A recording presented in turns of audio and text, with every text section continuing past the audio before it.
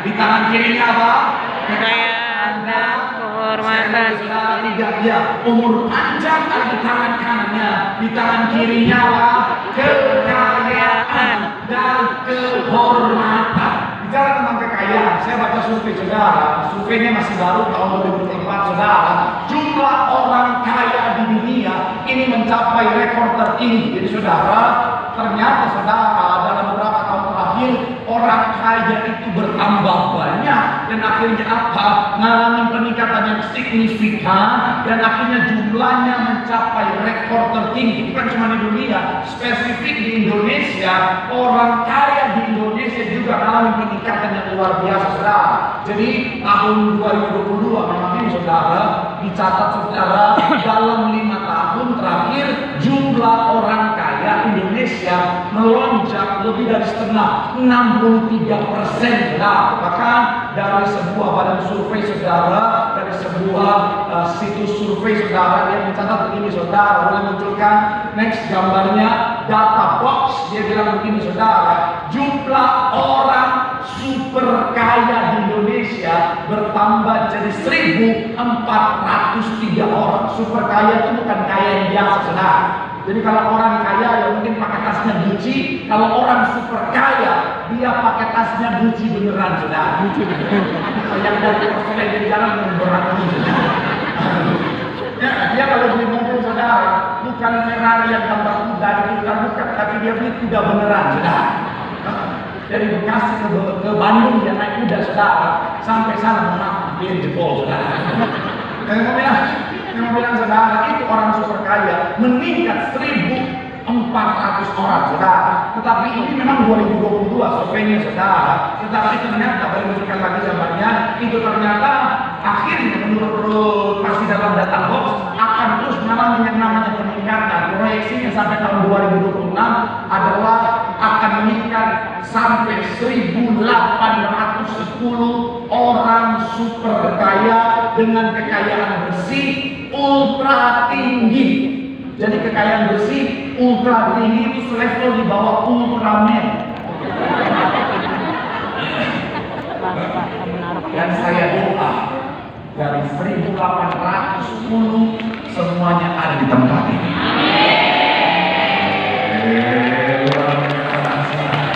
Dari semua cabang, hanya cabang ini yang akan paling kencang. Itu menunjukkan cabang ini. Mata delitan.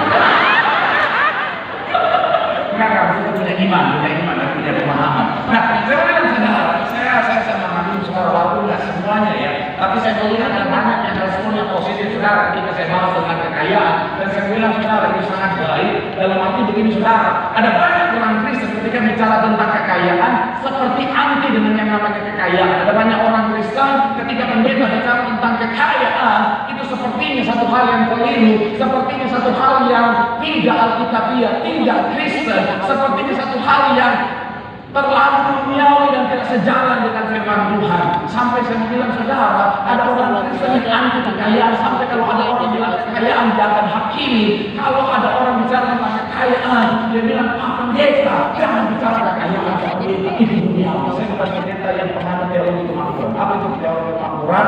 Teologi kemakmuran adalah ketika seseorang mengukur segala berkat Tuhan hanya dengan uang, hanya dengan materi. Tapi saya bilang saudara, kita harus punya pemahaman yang benar tentang kekayaan. Jangan orang bicara kekayaan langsung anti banget. Saya pernah saudara saudara, yaitu diundang di sebuah ibadah isinya ibu-ibu semua saudara. Ibadah siang-siang isinya ibu semua, rata-rata sudah di atas 60 tahun. Selesai doa berkat, ada seorang ibu datang sama saya berkata, Pak Pendeta. Dari lokalnya saudara tahu dia orang mana? Korea Utara. Pak Pendeta. Jangan doa berkat bilang diberkati dari kelimpahan. Karena kalau bilang diberkati dari kelimpahan, dan banyak orang jatuh karena kekayaan. Karena saya sudah lumayan di senior, saya nggak berani lawan. Jadi saya bilang siap aku.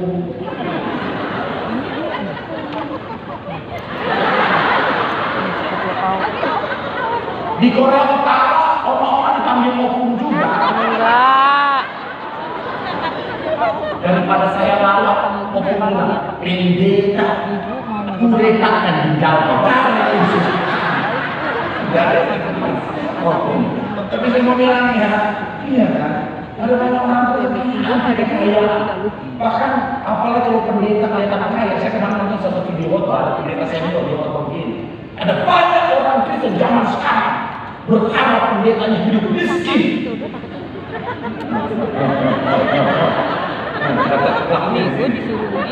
Jadi kalau pendeta kelihatan kaya langsung dihakimi. Mereka berharap pendeta hidup miskin. Itu di foto pendeta itu. Ada yang komen di bawahnya.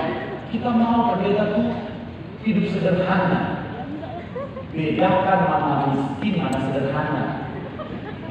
Miskin itu keadaan, sederhana itu ya. Ini nomor. Nah, ada banyak jemaat yang ketika saya lihat, pendeta itu miskin. Tak boleh kelihatan mewah sedikit, harus miskin. Tapi kalau pendetanya miskin, pendeta kembali berkati Tuhan. Gue digini silakan. Makanya saya mau bilang ya, kalau ada yang berpikir jadi pendeta itu gampang, enak tidak orang korupsi di kocok. Sorry, saya mau bilang jadi pendeta itu nggak gampang, saudara. Saudara kaya raya di pendeta pasti pakai pendeta. Saudara mesti jadi pendeta tidak diberkati Tuhan. Pendeta apa? Sebelum ini gue baca. Saudara jadi pendeta kudus, pendeta tak kudus. Saudara gemuk di pendeta ratus. Saudara jadi pendeta belum punya anak, pendeta anak putih. Saudara jadi pendeta banyak anak, pendeta tak bisa menguasai hawa nafsu.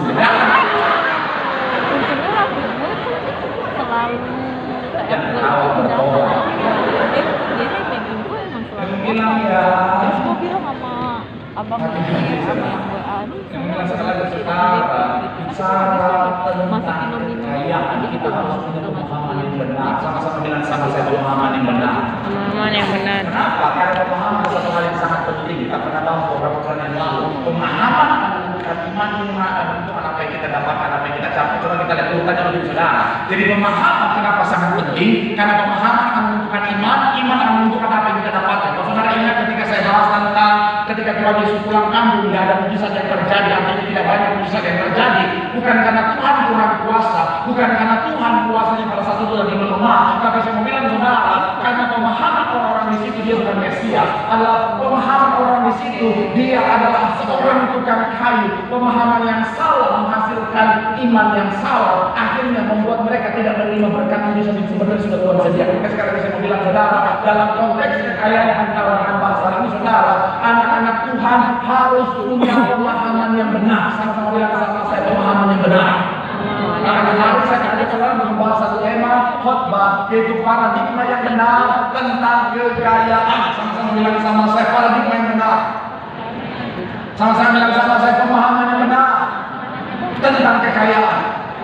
Doa saya untuk teman-teman hari ini kita semua mempunyai pemahaman yang benar. Dengan pemahaman yang benar kita akan menerima apa yang sudah Tuhan sediakan bagi setiap kita. Tepuk tangan sekali yang paling meriah buat Tuhan. So, paradigma yang benar, pemahaman yang benar tentang kekayaan yang harus kita miliki sebagai anak Tuhan yang sudah disediakan yang terbaik. Yang pertama, kekayaan melimpah bukanlah kesalahan. Sama-sama bilang sama saya kekayaan bukanlah kesalahan. Amsal 10 ayat 22, sama-sama kita baca. Amsal pasal yang ke-10 ayatnya yang ke-22. Yuk sama-sama. Yang sudah di sana boleh bilang aku diberkati. Aku diberkati. 3 yang berkat. Allah yang menjadikan. Susah payah tidak akan apa?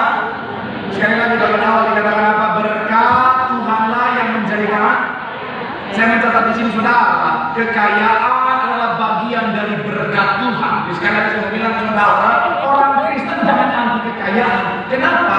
Karena kekayaan memang bukan semua bagian dari berkat Tuhan. Karena nafas kita adalah bagian dari berkat Tuhan. Kesehatan kita bagian dari berkat Tuhan. Damai sejahtera, sukacita, keadaan yang kita boleh rasakan dan boleh beribadah di tempat yang nyaman, itu bagian dari berkat Tuhan. Tapi nggak bisa dipisahkan, kekayaan juga bagian dari berkat Tuhan. Dan saya mau bilang saudara, yang namanya dari Tuhan pasti untuk kebaikan yang setuju. Boleh berikan tepuk tangan yang paling meriah untuk Tuhan. Makanya kalau saudara perhatikan tokoh-tokoh Alkitab, mereka juga diberkati Tuhan, dan dalam berkat Tuhan itu ada kekayaan di dalamnya. Contoh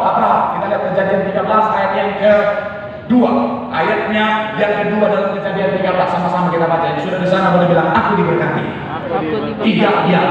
Adapun Abraham sangat sangat kaya banyak ternak, perak dan emasnya, bagian awal dikatakan adapun Abraham sangat. kaya. Selanjutnya Kejadian 26 12 sampai 13 tentang Ishak. Sama-sama kita baca Kejadian 26 12 sampai 13. Tiga diam. Maka menabur Ishak di tanah dan itu dalam tahun itu juga ia mendapat hasil 100 sebab ia sama-sama bilang sama saya diberkati Tuhan.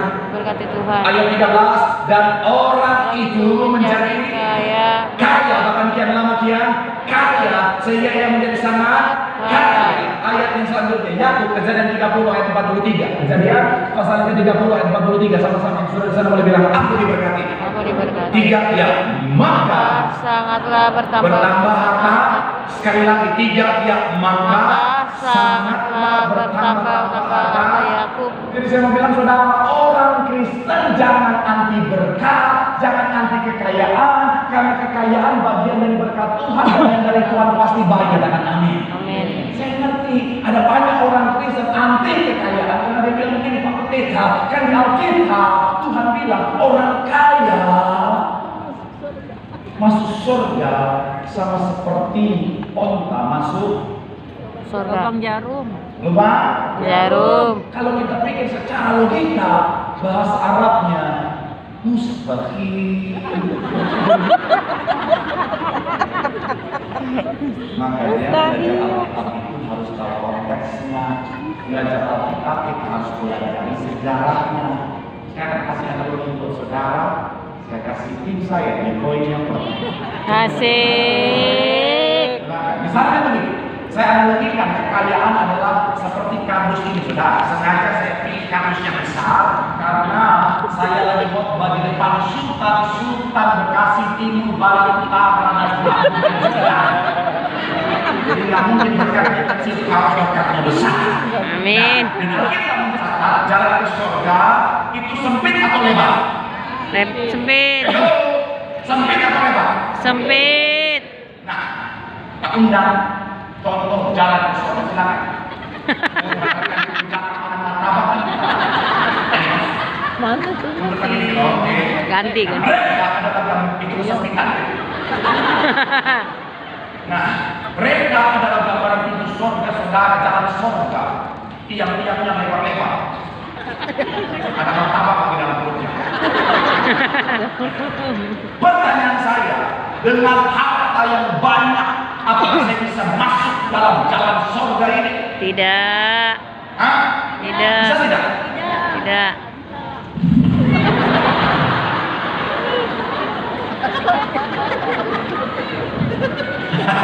Jemaah kalian ini.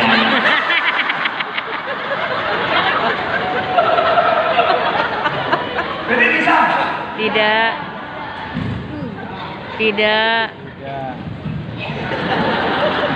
Ada aja Jadi caranya gimana supaya saya bisa masuk melewati jalan yang sempit? Tinggalin harta. Tinggalin harta. Hah? Tinggalin harta. Jadi gimana? Tinggalin harta. Hah? Tinggalin harta. Caranya adalah sogok mereka. Oh, kira tinggalin harta. Itu kalau di Konoha. Oh, di kono. Bisa baik, bisa baik. Dan bilang saudara, caranya tanggalkan lepaskan hartanya.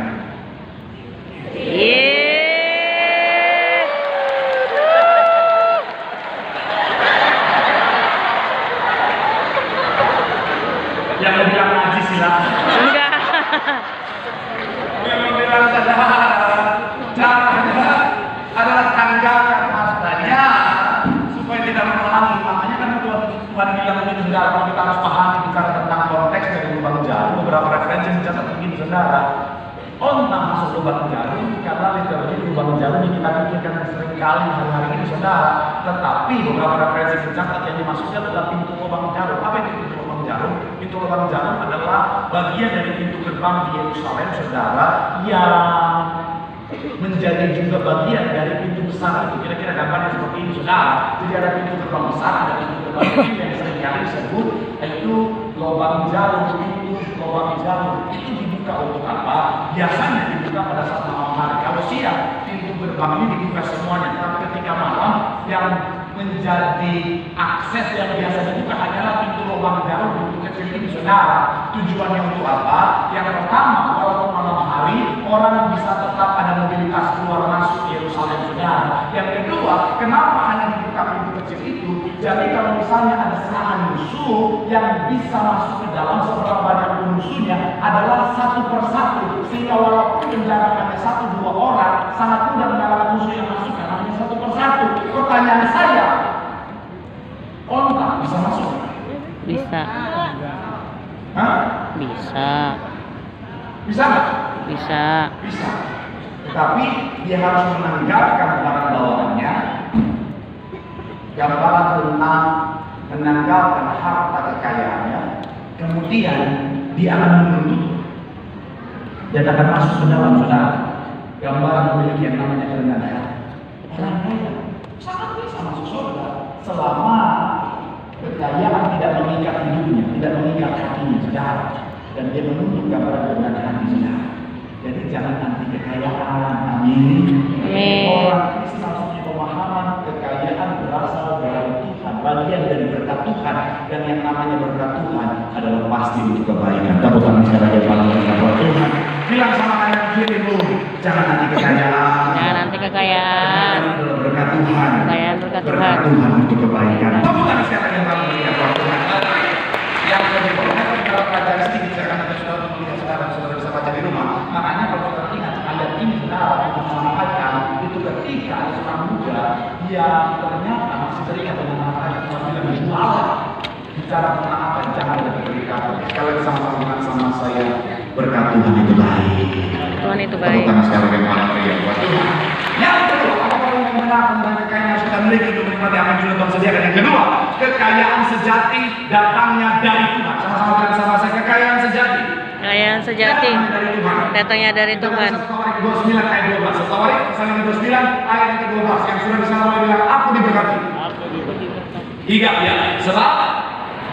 Sebab kekayaan dan kemuliaan kuasa. Sekali lagi saudara, bagian awal kita baca, sebab kekayaan dan kemuliaan berasal daripadamu dan engkau Engkau yang berkuasa atas segala-galanya dalam tangan. Pertanyaan saya, iblis bisa kasih kekayaan atau tidak? Bisa. Kita bisa. Ini apa kita? Soalnya kita nganggur dari iblis kamu.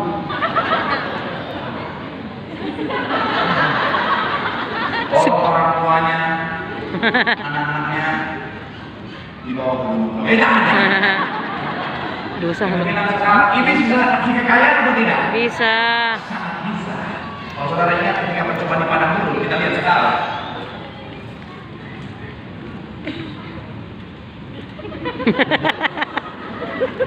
Matius 4 ayat 8 sampai 9. Sama-sama kita baca. 3 ya. Dan iblis membawanya pula ke atas gunung yang sangat tinggi dan memperlihatkan kepadanya semua kerajaan sama saya termasuk kekayaan. termasuk kekayaan. Ayat 9 dikatakan apa? Dan berkata kepadanya, semua itu akan apa? Kuberikan kepadamu jika engkau sujud menyembah aku. Ternyata ada ujang di balik lawan, saudara. Batu. Bilangnya iblis bisa kasih kekayaan, tapi semuanya ada tujuan jahat di balik semua itu. Saya bilang saudara, iblis bisa bikin orang kaya, sangat bisa. Iblis bisa kasih kekayaan, sangat bisa. Makanya orang yang dulu kamu bisa kaya. Ada orang itu mencari iblis korupsi, curi sana sini bisa kaya, sangat bisa. Tapi saya mau bilang saudara, di balik semua itu iblis punya tujuan, yaitu apa? Ujung-ujungnya mau menghancurkan kehidupan setiap kita. Maka sekarang saya mau bilang saudara, hati-hati. Anak Tuhan jangan pernah terima berkat kekayaan dari iblis, karena ujung-ujungnya untuk menghancurkan setiap kita. Jangan coba-coba kita mendapatkan kekayaan, kita bawa kekayaan dengan bicara tentang yang dihasilkan dengan cara yang jahat sesuai dengan iblis. Kita bawa ke rumah, kita sementara membawa racun yang bisa menghancurkan kehidupan kita. Kita sementara ibarat membawa buah busuk yang kita taruh di dalam basket, di dalam keranjang buah kita yang segar. Ujung-ujungnya akan membusukkan semua buah yang ada di dalamnya. Makanya kita mencatat, siapa loba akan keuntungan gelap, siapa seraka akan keuntungan gelap, menghancurkan Manusia. Saudara baca kita nanti. Siapa loba keuntungan gelap menghancurkan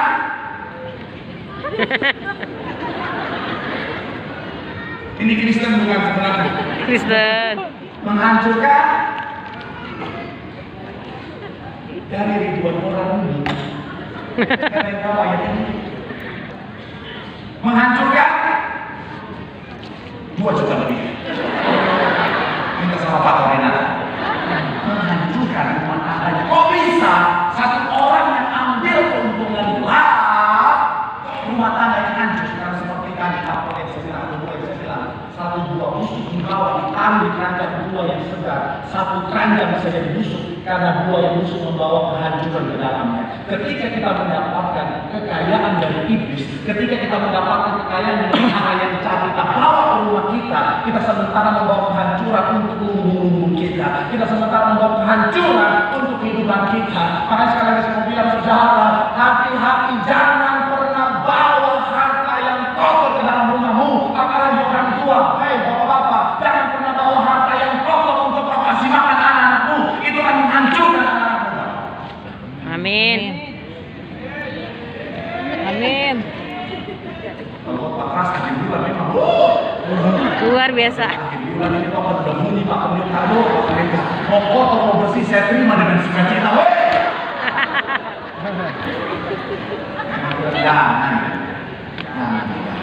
Jangan ya deh. Pak Pendeta tapi masalahnya Pak Pendeta, gimana Pak Pendeta? Kadang-kadang dari hati. Kadang-kadang kalau berkat yang jujur dengan cara yang jujur, kadang-kadang tipis-tipis Pak Pendeta apa? Karena berkat yang terbaik yang sejati, kekayaan yang sejati datangnya dari Tuhan. Bilangnya gereja ini untuk menjalankan operasional gereja ini, saya mau bilang mahal bos. Menjalankan gereja ini saudara, saya mau bilang ya mahal. Gak usah jauh-jauh. AC di ruangan ini 128 PK. Kita di rumah 1-2 PK udah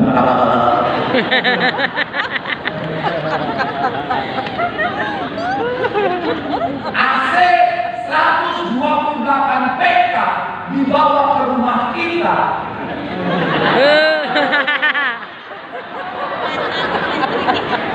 Satu aja ini. Jaraknya ruangan, sikapnya juga jadi dingin.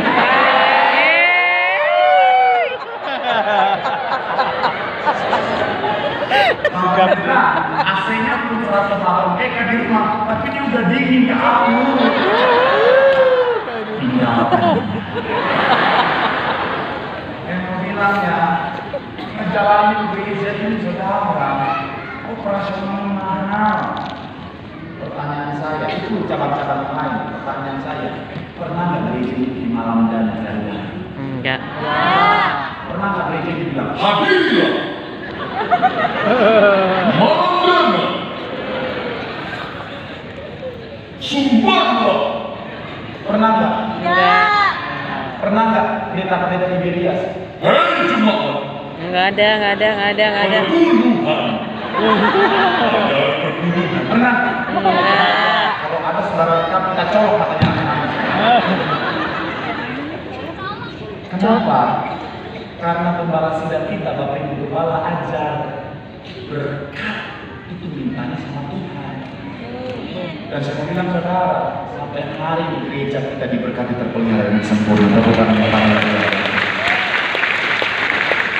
Sekali lagi saya mau bilang saudara, kalau kau butuh berkat, kau butuh berkat secara finansial, tidak ada tempat yang terbaik selain daripada Tuhan. Saya mau bilang saudara, tapi masalahnya kadang-kadang bikin Pak Pendeta, it's okay.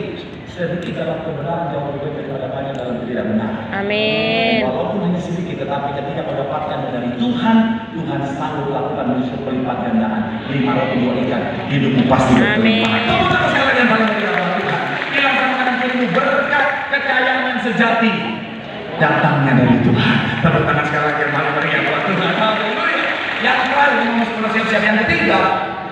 Para kita yang menaruh tentang kekayaan untuk menikmati apa yang Tuhan sediakan. Ketiga adalah kekayaan bukan tujuan, tetapi alat mencapai tujuan. Sama-sama bilang sama saya, kekayaan bukan tujuan, Bukan tetapi tujuan. alat Tapi pengkhianat. untuk mencapai tujuan. Untuk mencapai tujuan. Amsal 3 ayat 9, sama-sama kita baca. Amsal 3 ayatnya yang ke-9. Yang sudah bisa mulai bilang, aku diberkati. Aku diberkati. 3 ya. Muliakanlah Tuhan dan dengan hartamu dan dengan hasil pertamamu dari saudara segala. awal dikatakan apa? Muliakanlah Tuhan dengan hartamu. hartamu. Kata muliakan bahasa aslinya kabah. Artinya berbuat, melakukan tindakan yang menghasilkan kemuliaan bagi Tuhan.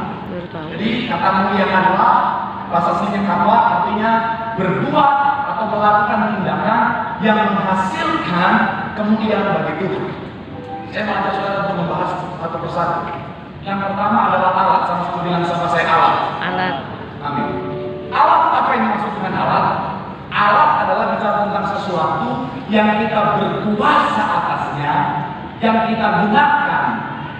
Jadi bukan sebaliknya. Ada banyak orang karena pemahaman paradigmanya salah, bukan menjadikan uang kekayaan sebagai alat yang dia berkuasa atasnya, tapi dia biarkan harta kekayaan yang menguasai dia, yang memperalat dia. Makanya ada banyak orang salah jalan gara-gara mengizinkan harta kekayaan menguasai. Padahal ada banyak orang sudah berkata, contohnya England dia bilang begitu, saudara, money is just a tool. Uang kekayaan hanyalah sebuah alat. Jadi kalau saudara punya kacamata iman, saudara bisa melihat ada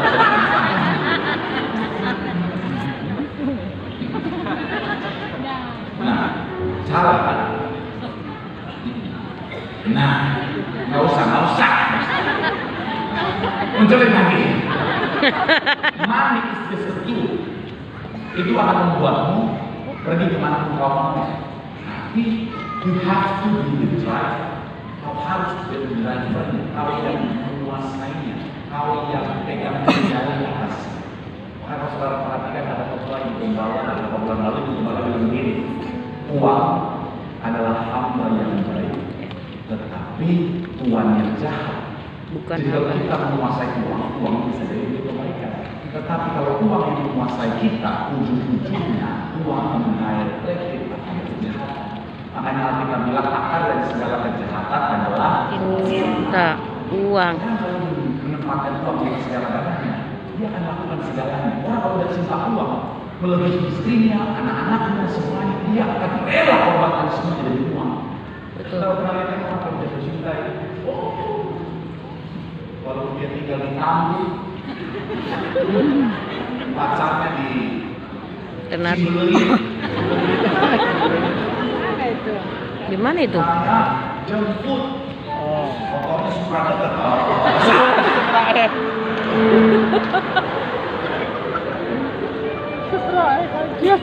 Padahal sampai kan cuma makan cilok bersama. Makan cilok bersama. Hati-hati, uang adalah Alat. Nah, selanjutnya masih dalam konteks alat ini, saudara, jangan jadikan tujuan akhir. Kau akan sampai satu titik di mana kau akan alami yang namanya kehampaan. Nanti kalau ngomong gitu, kalau kita belum pernah jadi orang kaya. Saya bukan seperti kayak kaya raya, dan saya belum pernah jadi orang super ultra kaya kayak tadi. Tapi saya seperti kayak pas-pasan. Jadi pas butuh apa ada aja. Mulai lagi. Saya katakan boleh melayani banyak orang, saudara, kan orang-orang yang super kaya itu buat kita percayakan kesabaran. Sampai satu orang yang cincin aja sudah kita kasih ratusan miliar. Dia bilang, dia panggil saya adik, pokoknya kalau jual deh satu hotel. Itu lain, itu banyak sudah yang gak ada pantas-pantasnya.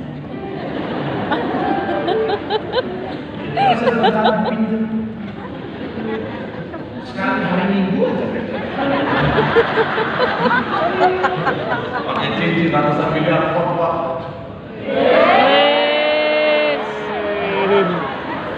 Shalom.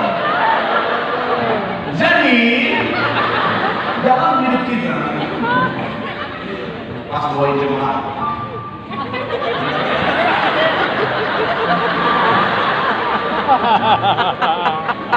lo hilang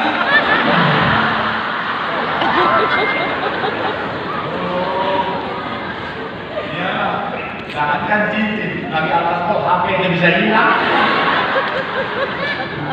Tapi enggak ada itu, enggak ada. Dulu saya masih di bapak, Sarbini dulu, selesai atas kok, bendera, HP hilang. Makanya kita poster, saya dulu waktu jadi di bapak, saya pantau terus sudah jemaah mana yang mencurigakan, tapi sekarang di bawah bagaimana? Sekarang tidak kayak gimana? Pokoknya saya pantau, tapi kadang-kadang suka bingung mana yang copet, mana yang jomblo, karena sama-sama nyari.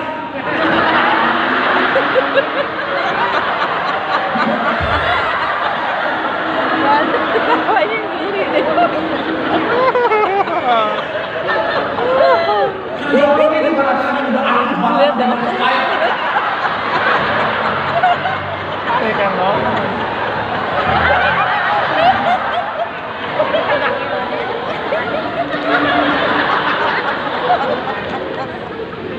Aduh Tuhan Yesus. tapi akhirnya dalam banyak ruang bersama dia juga saya menemukan dia.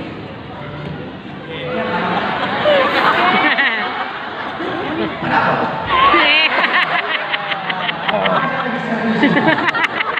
Ini tapi saya ingat orang itu kaya banget. Saya ingat banget saya nemuin dia ke sebuah makan malam. Ternyata itu makan malam private orang-orang super kaya. Tiba-tiba keluar orang belian mahal. Belian mahal yang makan malam di restoran mewah tempat itu.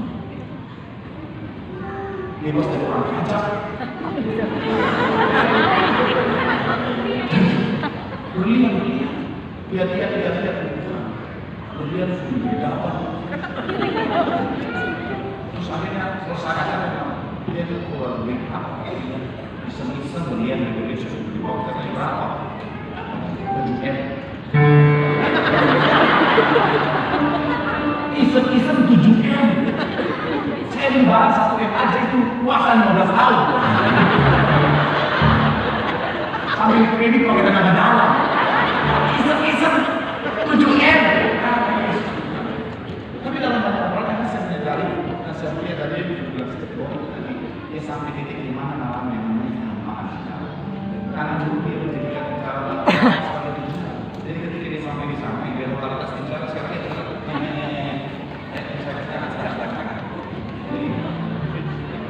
bagian terakhir. Saya akan mengingat dia sebagai kekayaan. Misalnya wajahnya kan kaya banget. Aura-aura lucu live. Dia adalah kekayaan sedang. Nah, kalau kita menjadikan tujuan, kekayaan sebagai tujuan, kita berjuang supaya siang malam, mungkin kita ada sama-samanya, saudara. Lalu ketika kita sampai di sini, saudara, akhirnya karena kita menjadikan kekayaan sebagai tujuan, sudah. Ketika kita sampai, ada saat dimana kita stuck di sini. Karena ini adalah tujuan kita. Akhirnya kita tidak tahu ngapain lagi, ya udah.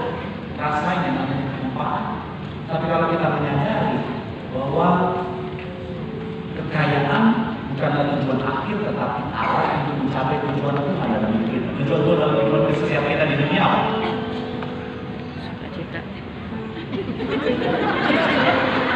Apa-apaan tadi? Melakukan kebaikan. Bukan kebaikan, jadi berkah. Yang untuk kemuliaan Tuhan. Akhirnya kalau kita sadar itu, makanya ketika kita sampai pada yang namanya kekayaan, kita tidak akan mengalami yang namanya kehampaan. Kenapa? Karena kita tahu posisi ini adalah awal kita untuk mencapai yang namanya tujuan Tuhan dalam hidup kita. Tuhan ini. Jadi ketika kita sampai pada kekayaan ini, kita tidak akan diam saja. Hidup kita tidak akan hampa, karena kita tahu Tuhan awal kita untuk apa? Melakukan apa yang kita yaitu apa? Menjadi berkah, menolong,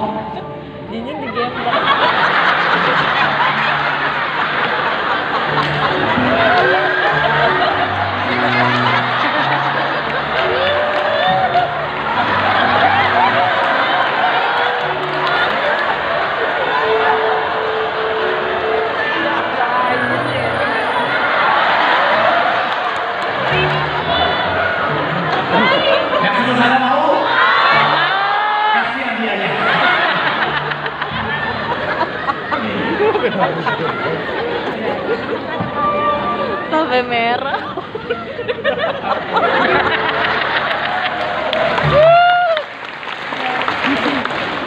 Saudara akan ketemu di cerita lain. Betul.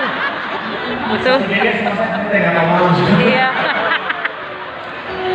Lalu sekarang kita mau bilang saudara, akhirnya apa? Karena dia tahu harta bukanlah tujuan akhir, tetapi alat untuk mencapai tujuan Tuhan. Akhirnya ketika dia sampai di posisi ini, akhirnya dia akan melanjutkan melakukan apa yang menjadi tujuan Tuhan, menjadi berkat, menolong banyak orang. Akhirnya apa? Hidupnya bahagia, ada dalamnya bersukacita.